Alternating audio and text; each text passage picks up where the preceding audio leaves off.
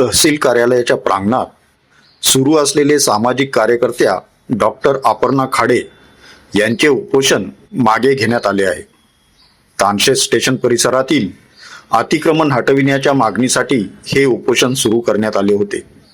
या प्रकरणी प्रशासनाने संबंधित जमीन मालकांना आणि बांधकामधारकांना नोटीस बजावली असून आवश्यक कागदपत्रे सादर करण्यासाठी 15 दिवसांची मुदत दिली आहे.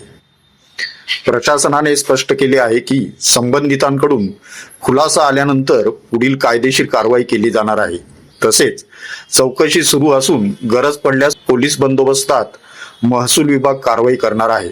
या सर्व आश्वासनानंतर डॉक्टर अपर्णा खाडे यांनी उपोषण मागे घेतले असल्याची माहिती मिळाली आहे. नुकतंच आम्हाला नायब तहसीलदार साहेब वाबळे साहेबांनी आम्हाला पत्र दिले. आम्ही ज्या काही मागण्या समोर ठेवल्यात त्याच्या संदर्भात ऍक्च्युली वाबळे साहेब तुमचे आभारी आहे आणि तुमची माफी पण मागते, कारण की आम्ही 3 वेळा आमचं हे पत्र बदलून घेतलेलं आहे.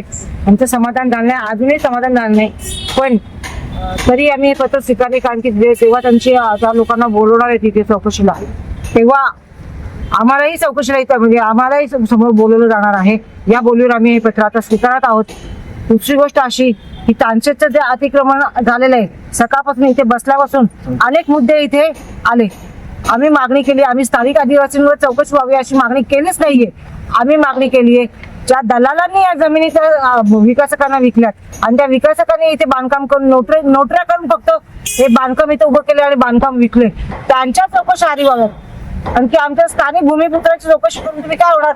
याच्यामध्ये तुम्ही त्यांची चौकशी न करता फक्त शेतकऱ्यांची चौकशी करून तुम्ही शेतकऱ्यांवर गुन्हे दाखल करू पाहताय. पण हे गुन्हे खरं तर जे याच्यामध्ये इन्व्हॉल्व आहेत, जे खरंच जबाबदार आहेत, कारण की स्थानिक आदिवासी जे ज्यांना या प्लॉट मिळाले ते सगळे आदिवासी आहेत, त्यांना काही कायदे कानून इतकं माहित नाही.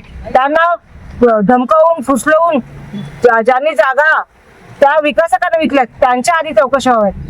आणि आता हे तहसीलदार साहेबांनी तात्पुरतं मान्य केलेलं आहे आणि 15 दिवसात सगळे कागदपत्र गोळा करून सगळे जबाब घेऊन त्यांच्यावर कारवाई करण्याचे आदेश दिलेत. म्हणून आम्ही आमचं हे उपोषण आज स्थगित करत आहोत.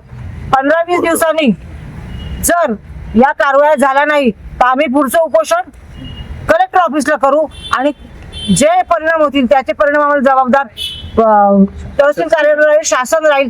याच्यातूनही काही मार्ग निघाला नाही तर पुढचा आमचा उद्देश राहील कोर्टात जाणे आणि कोर्टात जाऊन प्रशासनाला आम्ही तिथे पार्टी करणार आणि त्यांच्या विरुद्ध आम्ही भांडणार, कारण की यांच्यावर कारवाई होत नाही म्हणून. दुसरी गोष्ट अशी की याच्यामध्ये आम्हाला संशयाचा वास असा येतो की अनेक वेळा ते विकासक वगैरे इथे येऊन गेलेले आहेत, जे दलाल आहेत ते पण इथे येऊन गेलेत, नाही की त्यांना माहिती आहे की जर हे सगळं भांडं उघडं निघालं तर आमच्यावरही कारवाई होतील.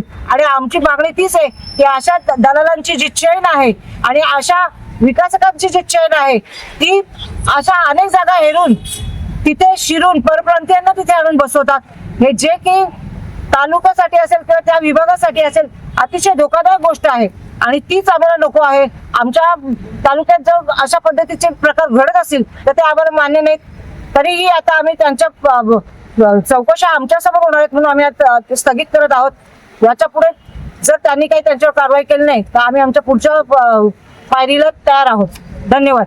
आतापर्यंत आम्हाला सकाळपासून ज्यांनी सहकार्य केलं, ज्या पत्रकारांनी आम्हाला सहकार्य केलं, ज्या प्रशासकीय अधिकाऱ्यांनी आम्हाला सहकार्य केलं, त्या सगळ्यांचे आम्ही अत्यंत आभारी आहोत.